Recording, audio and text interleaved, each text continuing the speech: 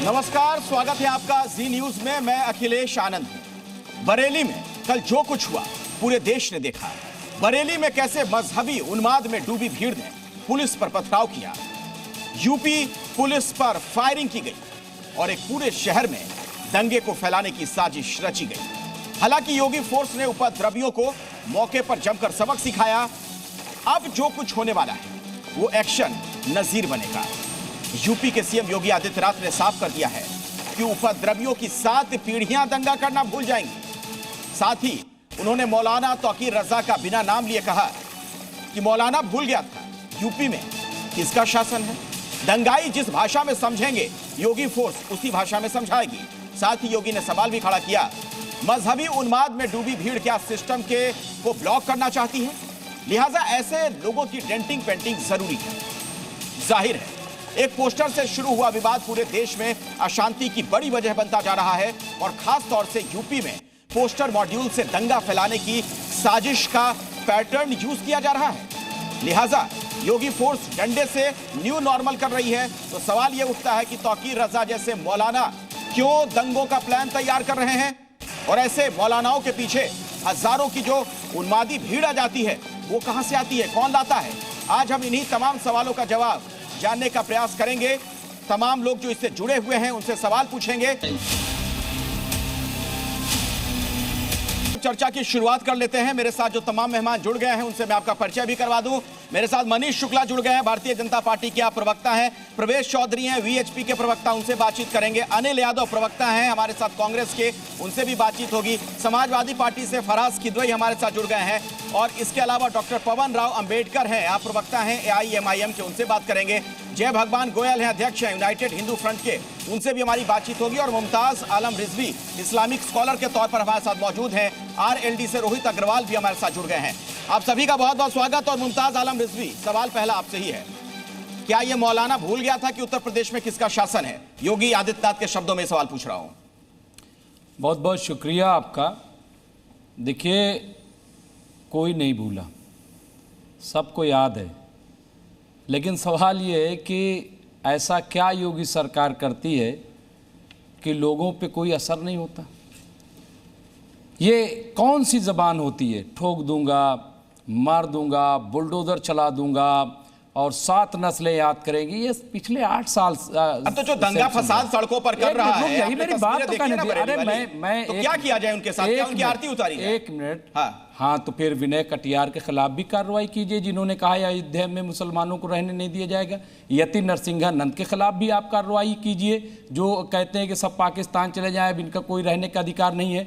और उनके खिलाफ भी कीजिए जो हजारों की तादाद में आगरा में तलवार लेकर के पहुंच गए थे, उनके खिलाफ भी इसी तरह की कार्रवाई होनी चाहिए थी। जो मतलब बरेली की सड़कों पर जो हुआ आपके हिसाब से मैं ये कह रहा हूं, नहीं सही नहीं हुआ है। हम उसको बार बार कंडम कर रहे हैं। मैं कह रहा हूं कि जो हुआ वो गलत है, वो गलत है। लेकिन 5 दिन से ये ऐलान जुमा के दिन तो नहीं हुआ था, पहले से हुआ था। आज जो कार्रवाई हो रही है, ये कार्रवाई 4 दिन पहले क्यों नहीं हुई? क्यों नहीं अरेस्ट किया गया ऐसे लोगों को जो भड़काने का काम कर रहे थे? नहीं किया गया क्योंकि सरकार यही चाहती थी कि यही हो। जवाब दीजिए मनीष शुक्ला जी। ये कह रहे हैं कि सरकार चाहती थी कि ये सब हो, इसलिए पहले से कार्रवाई नहीं की गई। नहीं, देखिए, मुमताज आलम नहीं है, इसलिए कि इनकी भाषा ही बता रही है कि कहाँ खड़े हुए हैं और 8 साल में क्या हुआ। बार बार ये जो कह रहे हैं कि धमकी दी जाती है, तो बरेली में जिन लोगों ने पत्थर उठाया और पत्थर फेंका पुलिस और वहां आम जनता पर, उनसे पूछिए कि क्या कार्रवाई हुई है। और तौकीर रजा से पूछिए। ये तौकीर रजा जैसे लोग भूल जाते हैं अक्सर कि 19 मार्च 2017 से इस प्रदेश की सरकार बदल चुकी है। पहले ये धमकी हो गया, हमें इसका जवाब दीजिए। सरकारों को क्यों जिहाद के नारों से ये नहीं होना चाहिए था ना? क्या करते थे, सांप निकल गया, लाठी पीटते रहिए। अब करिए कार्रवाई। तो ऐसी कार्रवाई तो आप कर ही रहे पिछले 8 साल से। मैं वही तो कह रहा हूं। सबके बीच में सबको बोलना है आगे से ना आनंद जी, सबके बीच में सबको बोलते रहना है ना। नहीं, बोलिए, अपनी बात रखिए, फटाफट रखिए मनीष भाई, जल्दी से। अगर सबके बीच सबको बोलना है तो फिर मुमताज जी समझ ले, कानून व्यवस्था यहां भी बनाए रखे। देखिए, तो निश्चित रूप से उत्तर प्रदेश में यहाँ भी अगर आप कोई धमकी दे कानून दीजिए, व्यवस्था यहाँ से भी ना बोलने खेलेगा, दीजिए। ना चलिए चर्चा आगे बढ़ा रहे हैं, आपस में आप लोग मत करिए, अभी बहुत सारे मेहमानों का जाना है मुझे। मनीष शुक्ला जी 20 सेकंड में खत्म करिए अपनी बात जल्दी से। तौकीर रजा हो या कोई भी हो, अगर कानून व्यवस्था से खेलेगा तो उसे कानून का सामना करना पड़ेगा। ठीक है, समझ गया मैं आपकी बात। फराज किदवई जी, फराज किदवई जी, आप समाजवादी पार्टी के नेता हैं, क्या ये गलत कार्रवाई हुई? जो लोग वहां दंगा फसाद कर रहे थे, जो हल्ला हंगामा कर रहे थे, क्या उनके खिलाफ कठोर कार्रवाई नहीं होनी चाहिए? नहीं अखिलेश जी, बिल्कुल होनी चाहिए। और सबसे पहली बात तो जो मौलाना तौकीर रजा ने किया है उसकी मैं घोर निंदा करता हूं। उनको इस बात को सोचना चाहिए कि बहुत सारे ऐसे नौजवान हैं जो आज भी जेलों में हैं इस तरह के आह्वान करने वालों की वजह से, और प्रदेश में शांति और व्यवस्था बिगाड़ने के लिए ऐसी चीजों को करना मैं बिल्कुल अनुचित मानता हूं। मौलाना तौकीर रजा तो सत्ता के गलियारों से गुजर करके और अपने को कहीं ना कहीं बचा लेंगे, लेकिन जो 40-50 नौजवान जिनके ऊपर अब उत्तर प्रदेश की सरकार जो है वो जानबूझ करके भी टूट पड़ेगी, तो उसके लिए नहीं, लेकिन पुलिस की प्रेस कॉन्फ्रेंस अगर आपने आज सुनी होगी, फराज किदवई जी जो एसएसपी बरेली हैं, उन्होंने ये बात स्पष्ट किया वहां पर जब अपनी बात रख रहे थे कि जो इलेक्ट्रॉनिक फुटेज है उसको खंगाला जा रहा है, उसके आधार पर चिन्हित किया जा रहा है आरोपियों को, और जो निर्दोष है उसके खिलाफ कार्रवाई नहीं की जाएगी। तो पहले से आपके मन में शक क्यों है? नहीं देखिए, बिल्कुल बिल्कुल आप सही बोल रहे हैं, और पहले से हमको इसलिए शक है, मैं इसलिए बता रहा हूं आपको कि अगर आपको ऑनरेबल सुप्रीम कोर्ट का एक टिप्पणी मैं आपको याद दिला देता हूं 7 अप्रैल सन 2025 की। देखिए अभी आपने बात की कि लॉ एंड ऑर्डर, मैं सुप्रीम कोर्ट को उसी से लिंक करने जा रहा हूं। लॉ जरूर है उत्तर प्रदेश में, मैं बिल्कुल मानता हूं, लेकिन इन किताबों में है खाली लॉ, जमीन पर कहीं लॉ उतरता नहीं नजर आ रहा है। अरे लॉ एंड ऑर्डर को ही तो मेंटेन करने के लिए इस तरह की कार्रवाई की जाती है ना फराज भाई। अब मैं बता रहा हूं, सुनिए अखिलेश जी सुनिए। 7 अप्रैल 2025 को इस देश के लगभग सारे अखबारों में खबर छपती है, और उसमें ऑनरेबल सुप्रीम कोर्ट बोलता है कि उत्तर प्रदेश में there is a complete breakdown of rule of law in Uttar Pradesh. आप अपनी रिसर्च टीम से कहिए कि ये खाली डाले और वो पूरा सुप्रीम कोर्ट का वो आ जाएगा। और सुप्रीम कोर्ट 30 मार्च 2025 के आसपास, एग्जैक्ट डेट मुझे नहीं याद आ रहा है, सुप्रीम कोर्ट के Chief Justice of India Sanjiv Khanna ji बोलते हैं कि I don't want to use the word but the state police is biased. चलिए ठीक है, मैं इसका जवाब मनीष शुक्ला जी से एक बार फिर से लेना चाहूंगा, क्योंकि सरकार में बीजेपी है, बीजेपी का प्रवक्ता है। मनीष जी जरा छोटे में इसका जवाब दीजिए, फिर आता हूं बाकी केस के पास। पीछे फेंक देना ठीक है? मनीष शुक्ला जी बताइए, जिनकी सरकारों में हर तीसरे दिन दंगे होते थे, मुजफ्फरनगर होता था, बरेली होता था, गोंडा होता था, फतेहपुर होता था, वो सरकार ठीक थी। जो आतंकियों को छोड़ने की पैरवी करते थे वो सरकार ठीक थी कि अगर दंगाई पत्थर उठाए तो उसे जेल के संघिंचों के पीछे फेंक देना, ये ठीक है।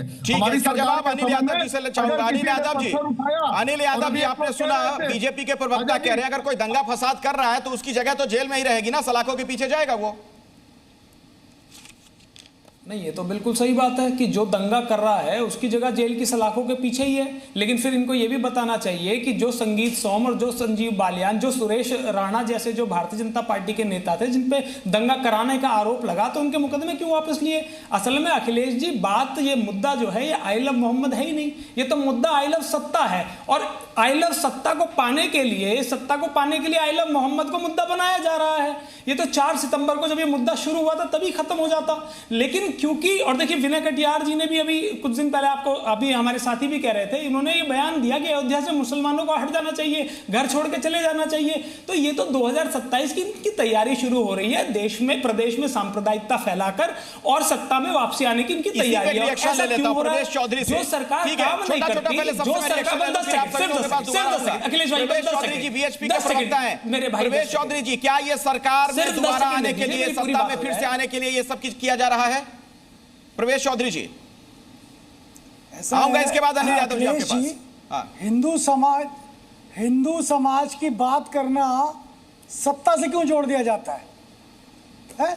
मुसलमान की जब बात करते हैं तो सत्ता का विषय नहीं होता क्या? तब राजनीति नहीं होती क्या?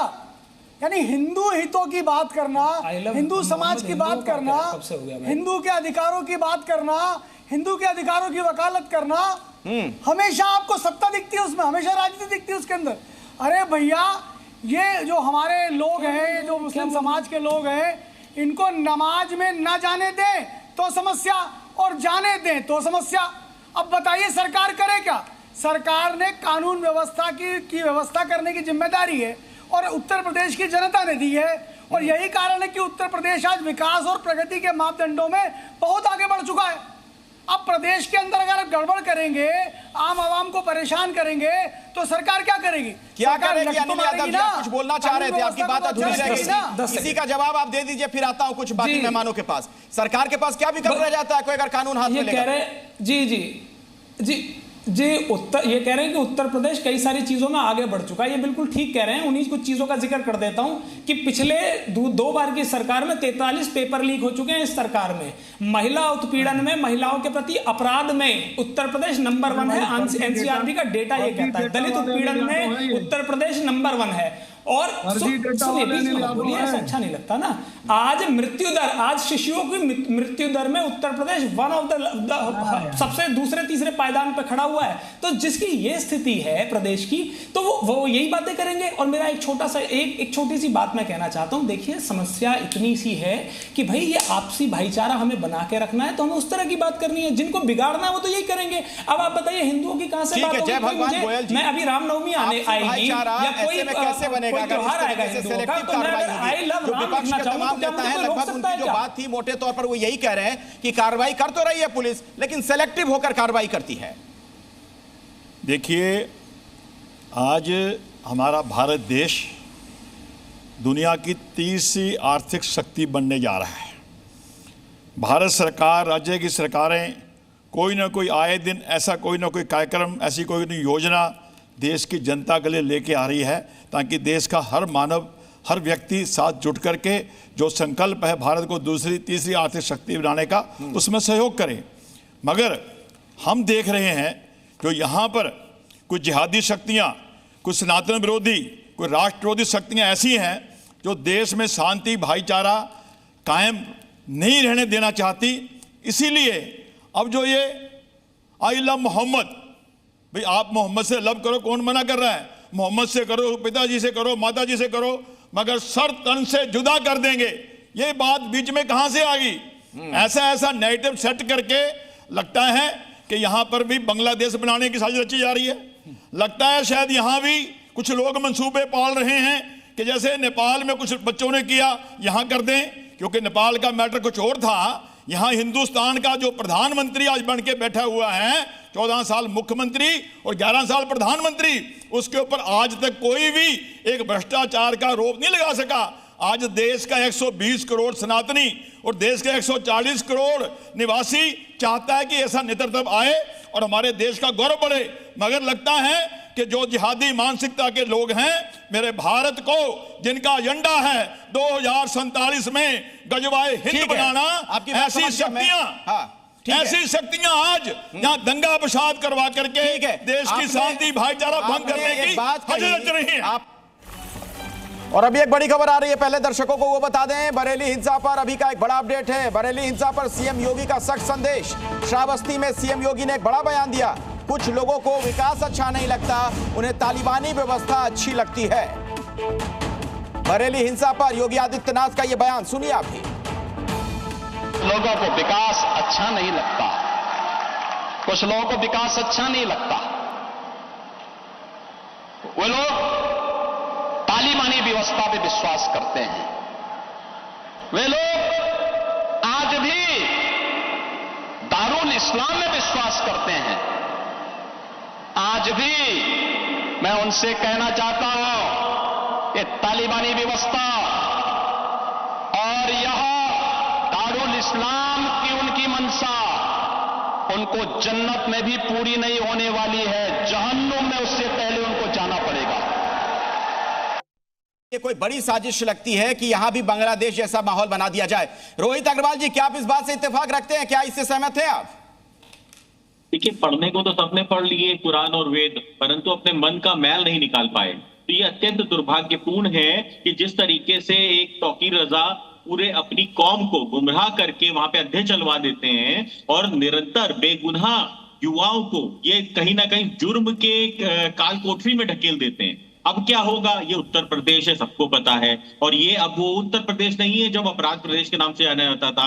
अब क्या होगा? होगा एक्शन। और जो युवाओं को, जो 18 साल 20 साल के युवाओं को गुमराह करके और पत्थरबाजी करवा दी तौकीर रजा ने, अब उसका जिम्मेदार कौन होगा ये बताइए। ये तो समाजवादी पार्टी वाले और अनिल यादव यहाँ पे जो बैठे हैं कांग्रेस वाले, ये भाईचारे की बात कर रहे हैं, परंतु ये मुसलमानों की बात क्यों नहीं कर रहे हैं? जिन मुसलमानों को गुमराह करके और वहां पे ढकेल दिया गया अपराध के काल कोठरी के अंदर, उसके लिए कौन जिम्मेदार है? उसके लिए क्या समाजवादी पार्टी जिम्मेदार है?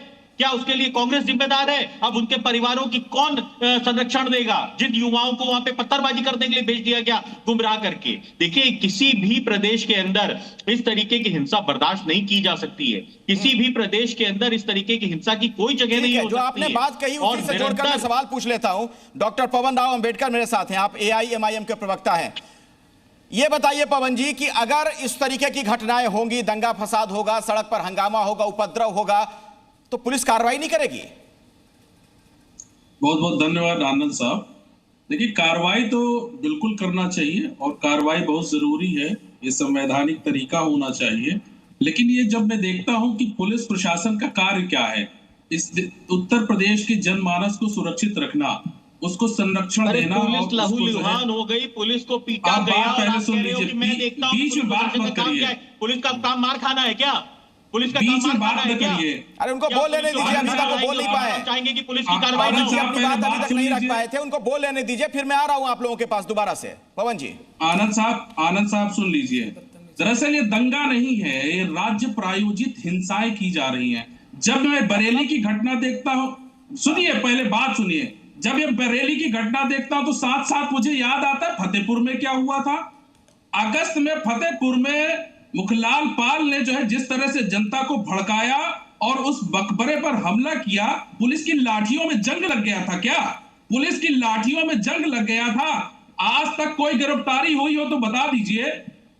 फतेहपुर की घटना और आगरा में जिस तरह से करनी सेना के लोग खुले आम हथियार लेकर के घूमते हैं, आज तक कितनी कार्रवाइयां हुई, कितने घरों में बुलडोजर चले?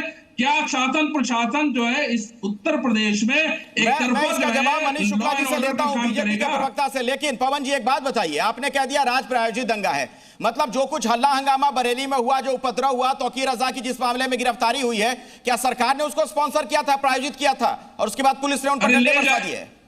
अरे ले जाइए ना तौकीर रजा को, तो फतेहपुर का मुखलाल पाल को क्यों नहीं ले जाते हैं? आराम से वो चैन की नींद सो रहा है और इस देश उत्तर प्रदेश की जनता को मूर्ख बना करके धर्म की लड़ाई लड़वाने का काम किया जा रहा है। ठीक है, जवाब दीजिए मनीष शुक्ला जी, धर्म की लड़ाई आप लोग लड़वा रहे हैं।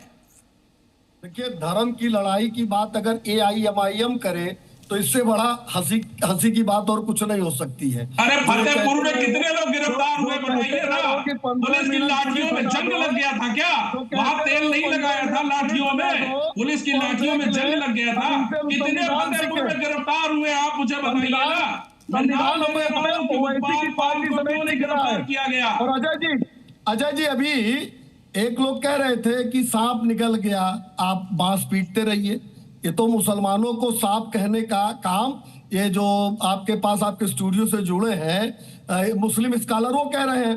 तो उनको ये बता दीजिए कि जो दंगाई सांप थे उनको पुलिस बिल से निकाल रही है, जेलों के अंदर भेज रही है, तौकीर रजा को भी भेज रही है, और कानपुर से लेकर जहां जहां सरतन से जुड़ा के फतेहपुर वाले कौन से थे? पुजारी थे क्या? मैं ये कहना चाहता हूं कि आपको बता दूं कि प्रदेश में कोई जो साजिश करने वाले एक भी नहीं पकड़े जाएंगे।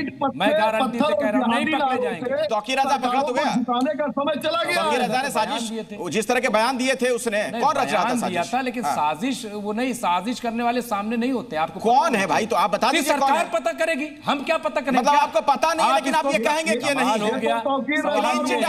सवाल ये कि बार बार ये क्यों होता है?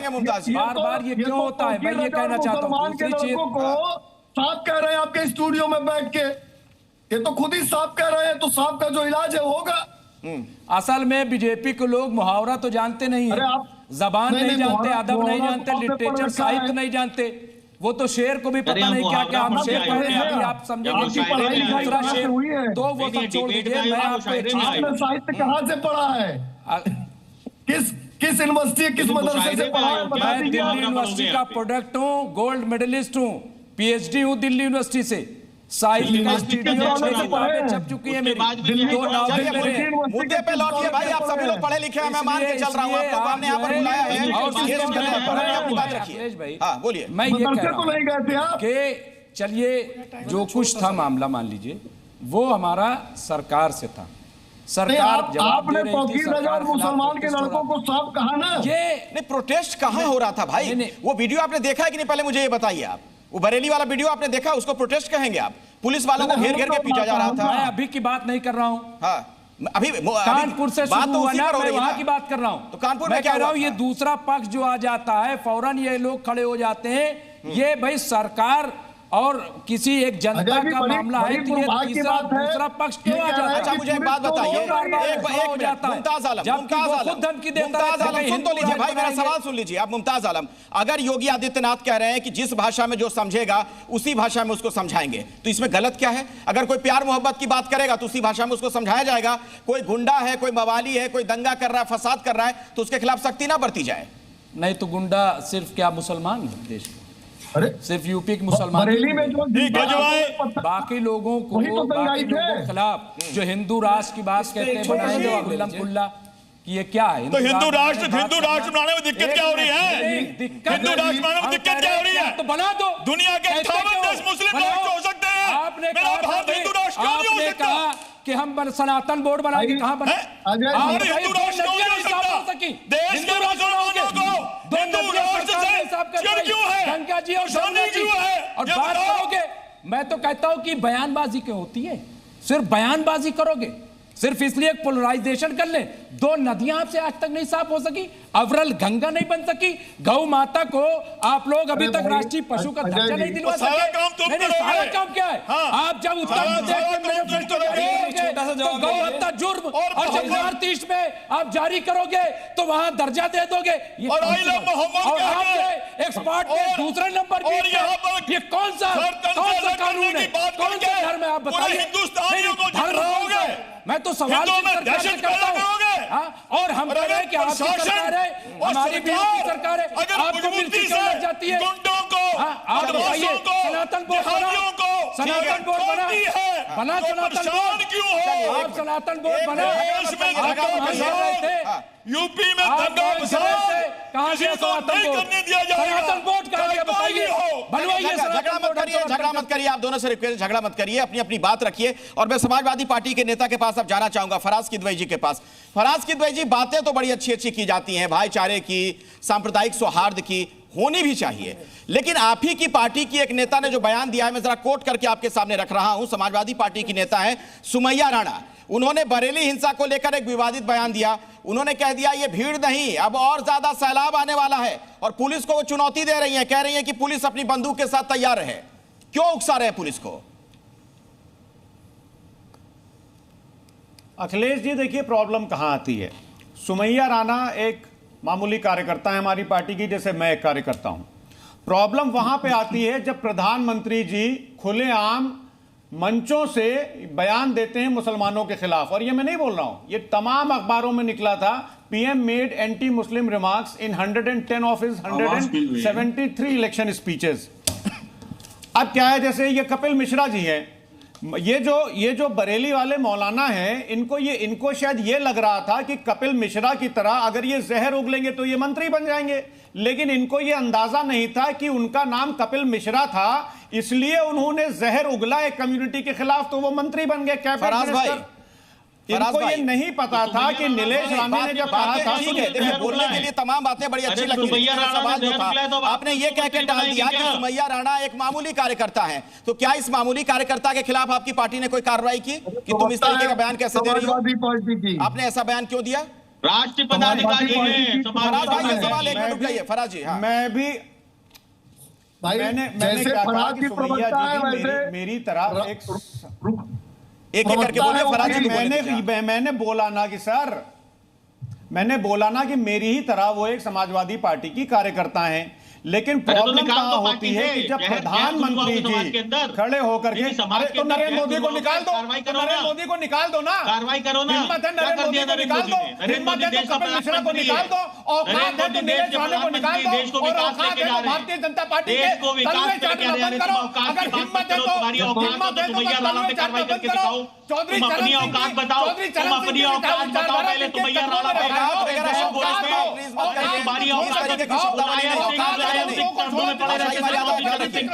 तुम यहाँ पे बताओगे हमें? मुलायम सिंह चौधरी चरण सिंह के चरणों में पड़े रहते थे और चौधरी अजीत सिंह को धोखा देके, चौधरी अजीत सिंह को धोखा देके समाजवादी पार्टी बनी है। हमको बताओगे 2 किलो की पार्टी? चौधरी अजीत सिंह को धोखा देके किसने पार्टी बनाई है?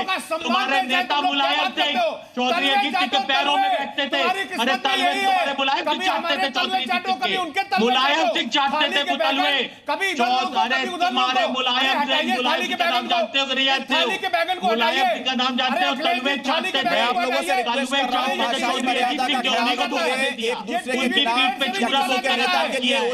मुलायम सिंह ने लाखों करोड़ों चौधरी अजीत सिंह की पीठ पे छुरा बोलते आपकी बातों को सुना जाता है। भाषाई मर्यादा का प्लीज ख्याल रखिए। तुम्हारी औकात, प्रवेश चौधरी जी अपनी बात रखिए जल्दी से। मुसलमानों को प्रवेश चौधरी जी औकात वगैरह शब्द का इस्तेमाल मत करिए, इस्तेमाल करते हो तुम लोग। अपनी बात रखिए।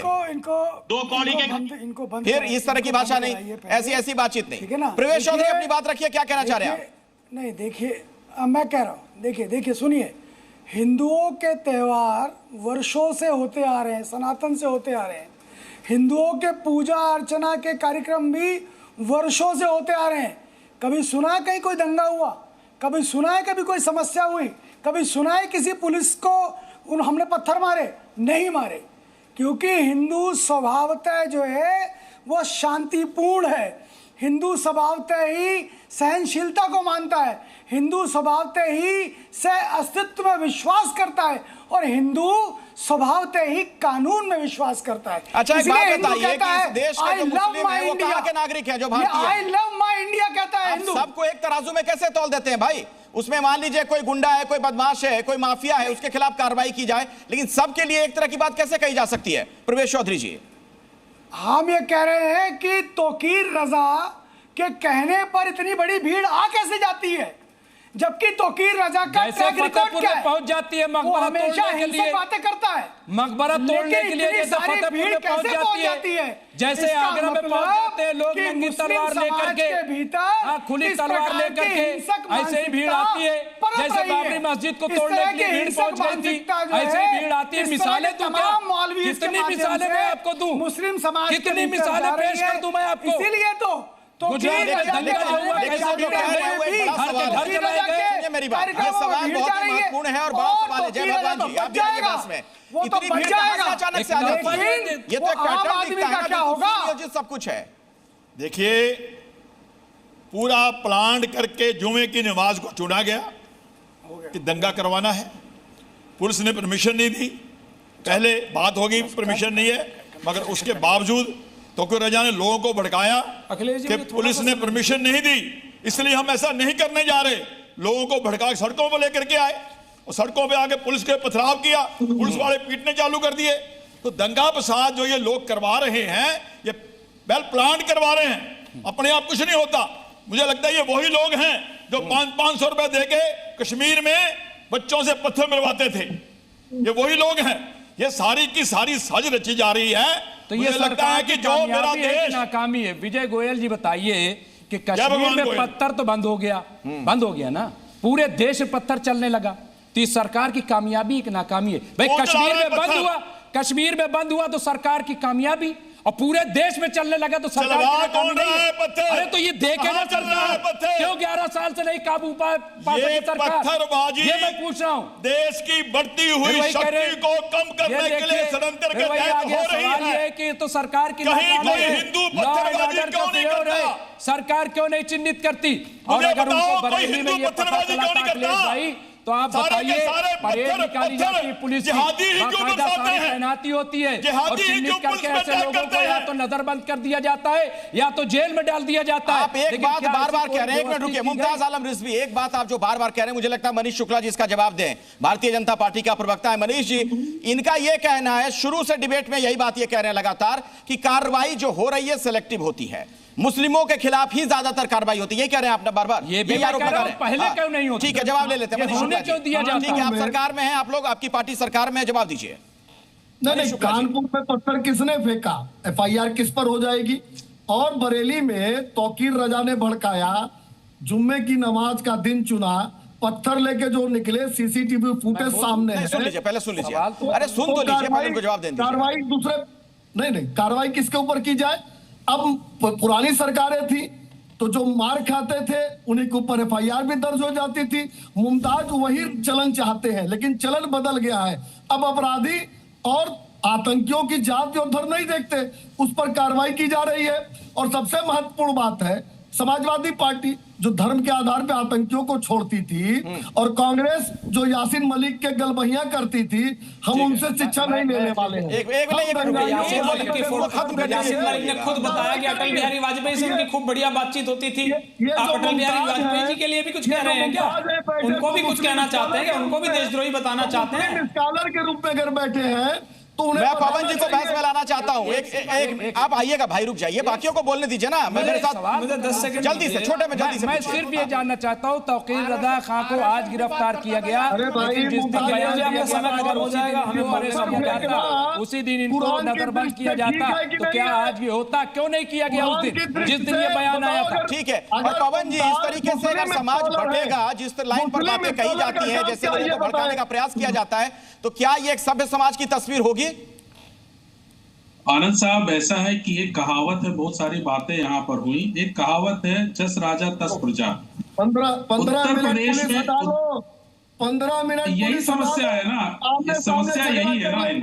अब ये भी कानून व्यवस्था मैं इस तरह से बात नहीं कर पाऊंगा, मैं इस तरह से बात याद दिला रहे हैं 15 मिनट वाला जो बयान आपके नेता ने दिया था, वो वाली बात याद दिला रहे हैं आपको। हाँ, तो मैं भी कुछ याद दिला दे रहा हूँ। जवाब दे दीजिए। हाँ भाई पवन जी, मैं भी कुछ याद अरे उनको जवाब तो देने दीजिए। आपकी बात मैंने भी उन तक पहुंचा दी है। 15 मिनट वाला बयान आपके नेता का। पवन जी अब जवाब दे लीजिए जल्दी से आप। मैं जवाब दे देता हूं। देखिए, ये देश संवैधानिक देश है ना, यहाँ पर हिंदू राष्ट्र बनेगा ना गजवाए हिंद बनेगा। जो हिंदू राष्ट्र की बात करते हैं, जो हिंदू राष्ट्र, बात सुन लीजिए, जो हिंदू राष्ट्र की बात कर रहे हैं ना, जो हिंदू राष्ट्र की बात कर रहे हैं ना, शब्बीरपुर सहारनपुर में किन लोगों ने मारा था? शेड्यूल्ड कास्ट के लोगों के घर जलाने का काम किसने किया था? इस बात को भी तो ध्यान रखिए। जो हिंदू राष्ट्र की बात करते हैं, यादवों के ऊपर, यादव कथावाचक के ऊपर मूत्र का छिड़काव किसने किया था? ये हिंदू राष्ट्र की बात करेंगे। ये हिंदू राष्ट्र की बात करने वाले लोग इस देश को तोड़ने का काम कर रहे हैं। ये हिंदू राष्ट्र के नाम पर, इस देश में धर्म के नाम पर नफरत फैलाने का काम कर रहे हैं। पवन जी, और वो 15 मिनट वाला बयान आपके नेता का बयान, संसद में समाज जुड़ रहा था कि टूट रहा था? और रेवंता के सामने जाके नहीं, उस 15 मिनट का बयान को इस देश की न्यायालय ने उसको अस्वीकार कर दिया, उसको नहीं माना है। वो कोर्ट से बरी है। कोई भी किसी भी तरह का कोई उनके खिलाफ कोई भी मुकदमा नहीं चल रहा है। लेकिन यति नरसिंहानंद की बात कर लीजिए ना, उसके खिलाफ जो मुकदमे चल रहे हैं, उसको क्या करेंगे? जय भगवान जी। जो लोग 15 मिनट में पुल से हटा लो, और यति नरसिंहानंद क्या कर रहा है? उनकी आरती उतारेंगे। जो ये कहते हैं देश की लोकतांत्रिक कि 47 में बंटवारा हुआ था भाई, हिंदू रहेगा हिंदुस्तान में, मुसलमान जाएगा पाकिस्तान में। उसके बाद आप रहे, हमने यहां पर रखा, आज 2 करोड़ से 25 करोड़ हो गए, और 25 करोड़ होने के बाद आज 100 करोड़ को धमका रहे हो। ये धमकी देश का हिंदुस्तान बर्दाश्त नहीं करेगा। अगर देश के हिंदुओं के मन में कहीं ये बात आ गई, धमकी वाले कहीं देश के मन में ये बात आ गई, अगर देश के हिंदुओं के मनों में बात आ गई, अखिलेश जी, मुझे आपत्ति है कि आपके चैनल के प्लेटफॉर्म से इस तरह की बात करके भाईचारे के मुद्दे आपको टोकना चाहिए। देखिए, एक मिनट ना इस तरह की बातचीत नहीं, इस तरह की बातचीत मत करिए। ना इस तरह की बातचीत नहीं। जय भगवान जी, जय भगवान जी, ऐसी बातचीत नहीं। ना इस तरह की धमकी वाली बातचीत नहीं होनी चाहिए। एक मिनट रुक जाइए, एक मिनट रुक जाइए, रुक जाइए, झगड़ा मत करिए। अरे ऐसे में बातचीत नहीं हो पाएगी। जय भगवान जी, एक मिनट, झगड़ा नहीं। मुमताज जी, एक मिनट, आप दोनों चुप हो जाइए। आपस में झगड़ा मत करिए और इस तरह की हिंसा की बातें नहीं होनी चाहिए। आनंद साहब मैं आप ऐसे लोगों से डिबेट यहाँ नहीं अनुरोध करता हूं। अनिल यादव जी, अनिल यादव, एक मिनट रुक जाइए। अनिल यादव जी कांग्रेस के नेता भी मेरे साथ हैं। जय भगवान जी, लेकिन जो एक बात कह रहे थे, धमकी वाला शब्द जो उन्होंने इस्तेमाल किया था, ये बताइए, जब योगी आदित्यनाथ को धमकी दी जाती है, आपने सुना होगा ना, महाराष्ट्र से एक जो बयान आया था, कह दिया गया कि जिंदा गाड़ दिया जाएगा उनको, क्या ये सही है? जी नहीं, बिल्कुल सही नहीं है। जो भी चीज जो कानून के दायरे में नहीं आती वो बिल्कुल गलत है। इसमें कोई कहने और सोचने वाली बात ही नहीं है। लेकिन मैं आपसे पूछना चाहता हूं कि जब हमारे प्रदेश का एक शहर जल रहा हो तो जिम्मेदार व्यक्तियों का क्या कर्तव्य है कि आपके जैसे बड़े चैनल पे बैठ के अमन की और भाईचारे की बात करना चाहिए। इस डिबेट के आखिर में एक बात जरूर मैं कहना चाहूंगा कि हम सभी को उस जुबान में बात करनी चाहिए जिससे लोगों के दिल जुड़े, ना कि लोग अलग हो।